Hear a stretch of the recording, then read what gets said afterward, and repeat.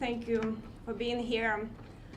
I can tell this is my second trip to the border in the last few weeks. And I can tell perverse incentive and lack of leadership from this administration create a real serious crisis at the border. And it's really escalated it. And there is a lot of discussion, is it crisis or not? So let's just talk about some numbers. 40% of our Border Patrol agents are busy processing people and changing diapers.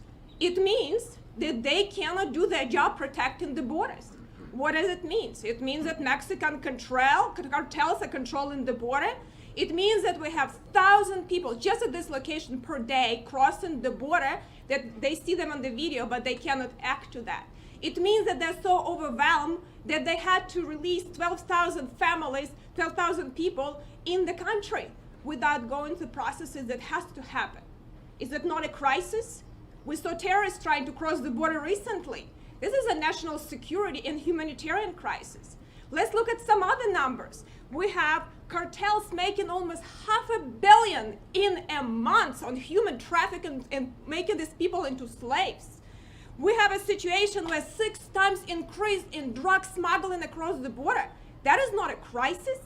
We have a situation where parents send 6 and 8-year-olds kids to cross the border. These kids are crying because we created perverse incentives. If I would be sending my 2 teenage daughters through the border and also let them to sit in pods, they have, instead of 33 people, they have over 500 people, I would be in jail as an American mother.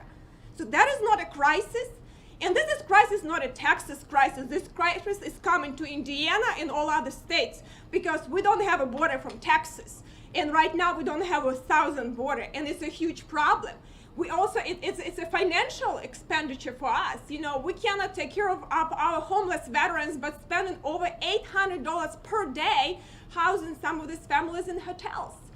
And when this administration says that, this is not a change of policy, they either naive or incompetent, because there has been change in policy. So I just tell you, what about the solutions? There are the long-term solutions that we have to have good legal immigration system and legal infrastructure.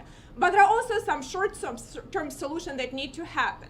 This administration has to deal with asylum seekers and set up operations here to deal with them quickly. And this administration have to fix, some of the borders walls that started to be built because it created hazards. It's a flood hazard and also safety hazards. And this administration needs to think what kind of policy we're going to have to let our border patrol to do their job protecting the border, and they need to set HHS to help them and have a proper tools and finances for them, because after Section 42 goes away, we're really in trouble. So hopefully you can have this conversation, and we're going to talk to our Democrat and Republican colleagues and to this administration, because it is not acceptable. Thank you.